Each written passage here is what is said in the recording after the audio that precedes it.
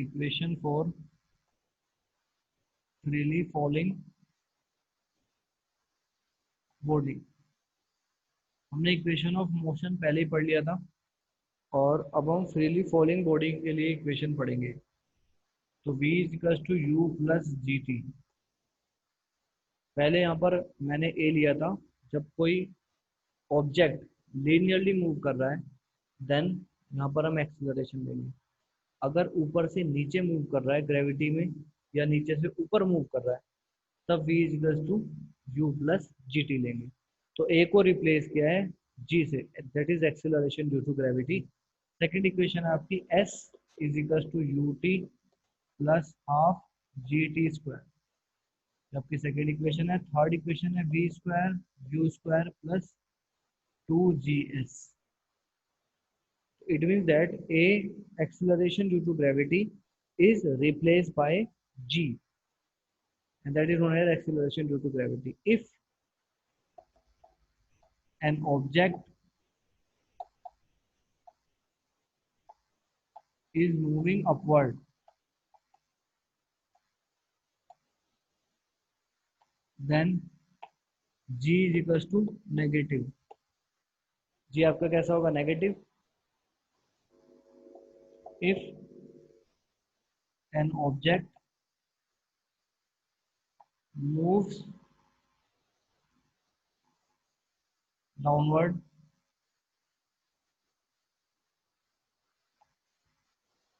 then g is equals to positive. तो g की value positive कब दी जाएगी? जब ऑब्जेक्ट नीचे से ऊपर से नीचे आ रहा है। और नेगेटिव कब ली जाएगी? जब ऑब्जेक्ट नीचे से ऊपर जा रहा है।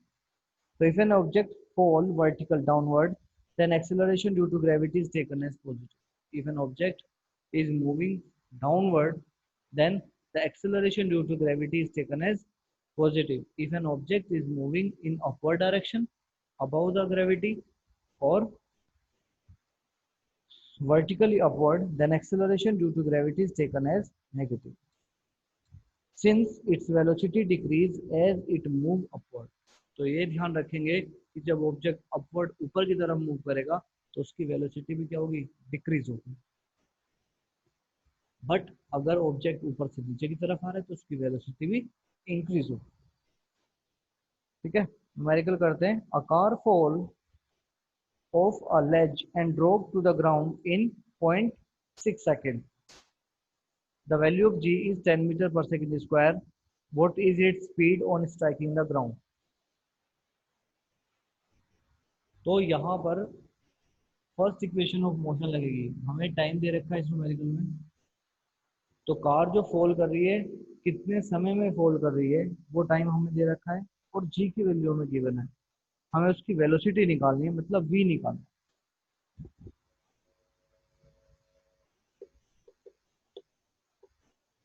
ग्रेविटी को 10 ले लिया है और इनिशियल वेलोसिटी इसकी 0 है, फाइनल वेलोसिटी निकालनी है।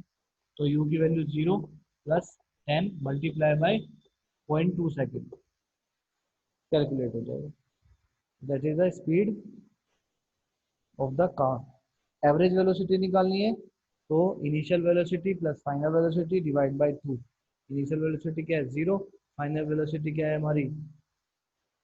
जितनी भी यहाँ पर आएगी 0.6 है, 6 आएगी। फाइनल वेलोसिटी 6 है। तो एवरेज वेलोसिटी हम कैसे निकालेंगे? 0 plus 6 divide by 2, that is your average velocity. आपकी एवरेज वेलोसिटी का फॉर्मूला है 3 मीटर पर सेकेंड। अब डिस्टेंस ट्रेवल निकालना है हमें, तो हम कौन सी इक्वेशन लगेंगे? ये वाली इक्वेशन लगाएंगे। तो डिस्टेंस ट्रेवल निकालना है एस। यू हमारा कितना है? 0, 1/2। जी की वैल्यू है 10। टाइम कितना लगा है? 0.6 सेकेंड का स्क्वायर। कैलकुलेट कर लीजिए, ये कितना आ गया? 5 multiply by 0.6 multiply by 0.6, 6 is 36, 0.36 multiply कर दीजिए, आंसर आ जाएगा आपका।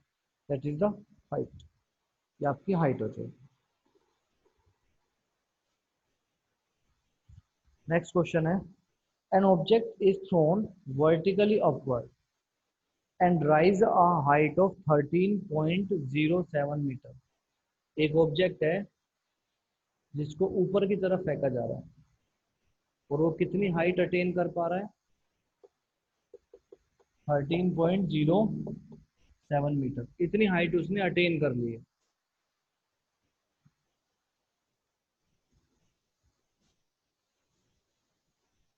Calculate the velocity with which the object is thrown in upward direction. तो आप देखेंगे जब कोई ऑब्जेक्ट नीचे से ऊपर जाता है, ऊपर से नीचे आता है, तो ऊपर जाके उसकी वेलोसिटी, फाइनल वेलोसिटी क्या हो जाती है? जीरो हो जाती है। ठीक है, तो यहाँ पर वो कैलकुलेट करा रहा है उसकी इनिशियल वेलोसिटी, कि किस इनिशियल वेलोसिटी से यहाँ से वो फेंका गया है। तो हमारे पास h है, डिस्टेंस है, और तो हम थर्ड इक्वेशन लगाएंगे, v square u square plus 2gh।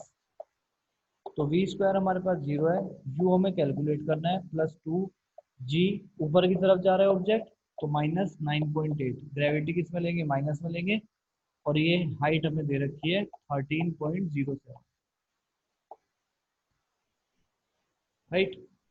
अब इसको हम मल्टीप्लाई करेंगे, तो यू स्क्वायर इक्वल्स टू, इन सब की मल्टीप्लाई कर दीजिए तीनों की, और उसका स्क्वायर निकाल दीजिए।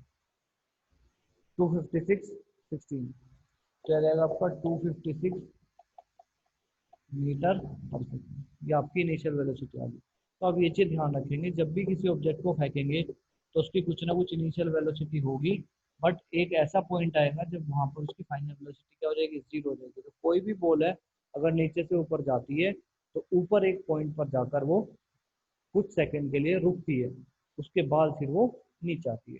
तो इसका मतलब उसकी फाइनल वेलोसिटी क्या हो गई? जीरो। तो इस तरीके से हमने इसको निकाल लिया। नेक्स्ट पार्ट में क्या बोला है? The time taken by the object to reach the highest point. Highest point इसका ये होगा, जहां तक उसको कितना टाइम लगा। तो कैसे निकालेंगे? फर्स्ट इक्वेशन ऑफ मोशन से निकालेंगे, v equals to u plus a t. Time हमें निकालना है, फाइनल वेलोसिटी क्या है? जीरो। u आपके पास है 16, प्लस ये g हो जाएगा, g आपका -9.8 है। कैलकुलेट कर लीजिए, आंसर आ जाएगा 1.6 सेकेंड आ जाएगा। इस तरीके से आपको न्यूमेरिकल्स करना है।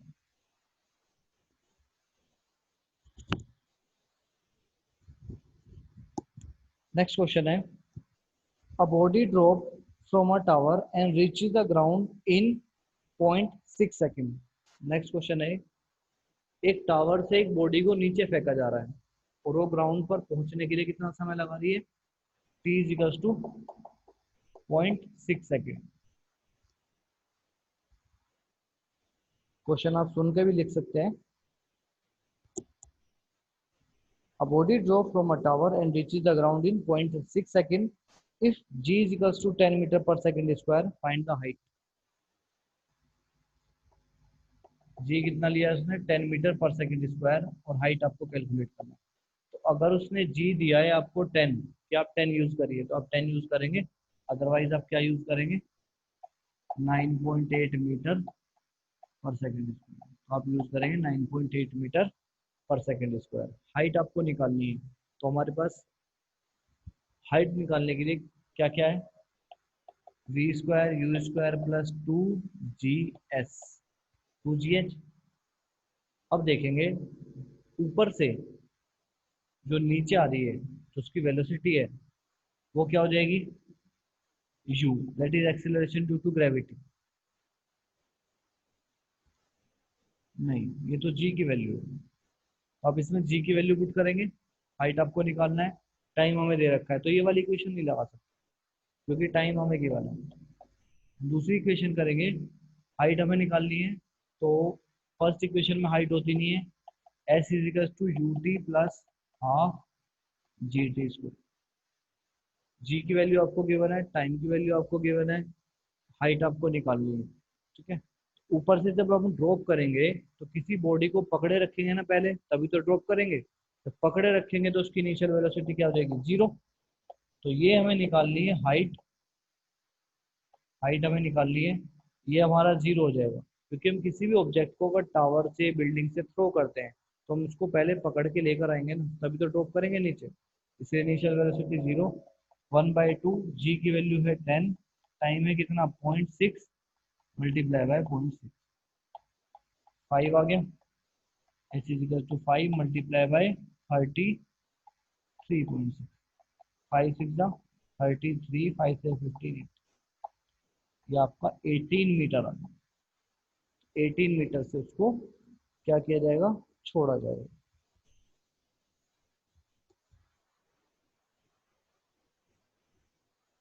ये 3.6 नहीं है, 0.33 है, तो that is 1.8, 1.8 metre. 0.6 multiply by 0.6, 36, 2 point के बाद डेसिमल लगेगा और फिर मल्टीप्लाई करेंगे तो 1.8 मीटर आता है।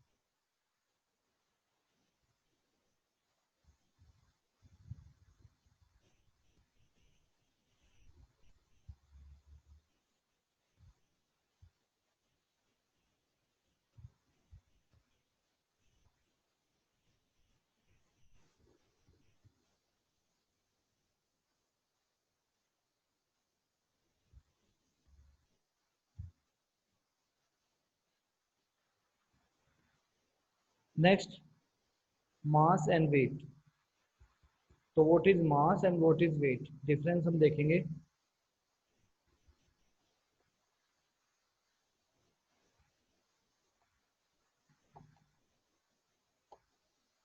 मास and weight, what is mass, the matter contained in the body, the matter contained in the body, body के अंदर जो मैटर है उसको हम मास बोलेंगे। ठीक है, जैसे हमारी बॉडी के अंदर जो भी मैटर है वो हम चांद पर चले जाएं, सूरज पर चले जाएं, किसी भी ग्रह पर चले जाएं, अंदर का मैटर चेंज नहीं हो सकता। बट वेट का मतलब है फोर्स एक्सर्टेड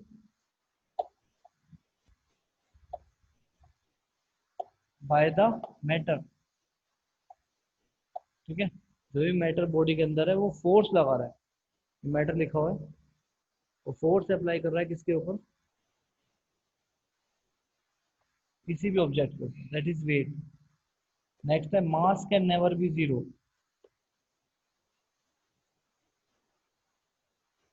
मास कभी भी जीरो नहीं हो सकता। Weight W can be zero, इसको W से डिनोट किया जाएगा और इसको M से, स्मॉल m। तो वेट जीरो हो सकता है आपका। वेट जीरो कब होगा, हमारे पास फॉर्मूला होता है W is equal to mg। तो ये जो g है, अगर ये जीरो हो जाए, ग्रेविटी कहाँ पर जीरो होगी, सेंटर पर जीरो होगी, centre of earth, centre of earth पर जीरो होगी, तो वेट कितना हो जाएगा आपका, जीरो हो जाएगा। ठीक है, ऐसे ही मास कभी भी जीरो नहीं हो सकता। वेट डिफर कर सकता है, W वेरी, वेरी का मतलब चेंज हो सकता है, मास कांट वेरी, ये वेरी नहीं कर सकता, ये फिक्स रहेगा, क्योंकि जो बॉडी के अंदर जो मैटर है it will be a fix, वो फिक्स है, वो वेरी नहीं कर सकता, मास नहीं वेरी कर सकता, ये वेट वेरी कर सकता है। अब सपोज आपका यहाँ पर अर्थ पर कितना मास है, 60 kg मास है, आप मून पर जाएंगे तो मून पर जो ग्रेविटी है वो अर्थ की 1/6 है, तो वहाँ पर आपका कितना रह जाएगा, 10 kg।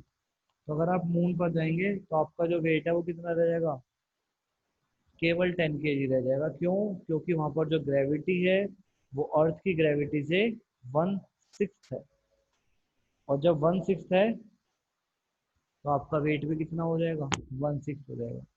बट मैटर चेंज नहीं होगा, मैटर चेंज का मतलब है आपकी बॉडी के अंदर कोई चेंज नहीं होगा, आप तो एज इट इज रहेंगे। तो ये चीज यहाँ पर बताई गई है कि mass can never be zero, weight can be zero.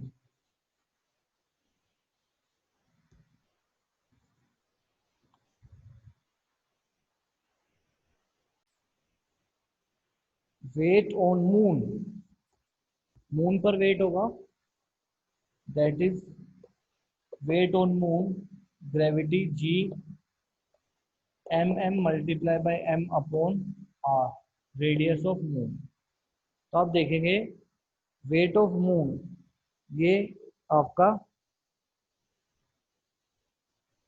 Mass of moon है और ये ऑब्जेक्ट का मास है, ये ग्रेविटेशनल फोर्स है और ये आपका रेडियस ऑफ मून, और ये पूरा आपका कितना हो गया, वेट ऑफ मून। ऐसे ही हम वेट ऑफ अर्थ निकालेंगे क्योंकि हम रिलेशन निकाल रहे हैं, that is a relation between weight of an object on the moon. ठीक है, तो हम निकाल रहे हैं वेट ऑफ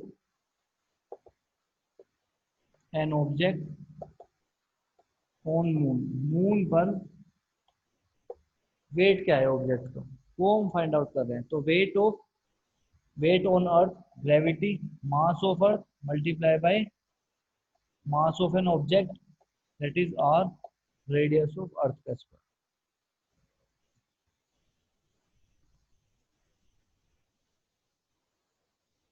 ठीक है, अब हम इनको क्या करेंगे, weight of moon with respect to weight of earth निकालेंगे इसको। Weight of moon with respect to weight of earth, पहले मून का रखेंगे G M M, M upon R M का स्क्वायर। तो जब वेट ऑफ अर्थ डिवाइड करेंगे तो ये क्या हो जाएगा, ऊपर जाके उल्टा हो जाएगा, that is radius of earth square G M E multiply by M. M से एम कैंसिल हो गया, जी से जी कैंसिल हो गया, that is M M upon M E और R E square upon R M का।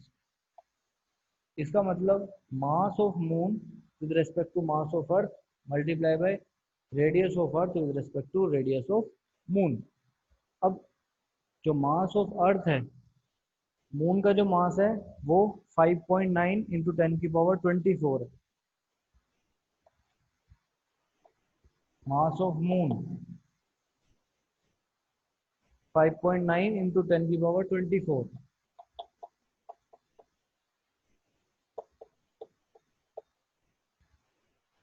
मास of earth ये moon का मास है, एग्जैक्ट मास है मून का, ध्यान रखेंगे।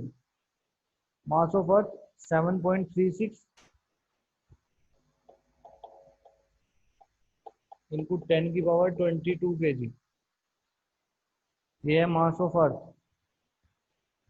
736 है ये, 736 into 10⁻22 kg, that is the mass of earth. ये फिक्स वैल्यू है। Radius of moon 1.74 into 10⁻6, 1.76 into 10⁻6 metre. Radius of अर्थ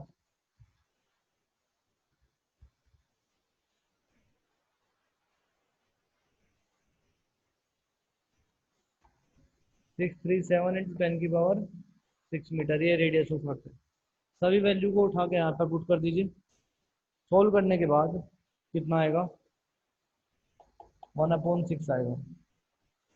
तो इट मीन्स दैट अगर weight of moon with respect to weight of earth, अगर आपका वेट अर्थ पर 6 है तो moon पर कितना हो जाएगा, 1 हो जाएगा,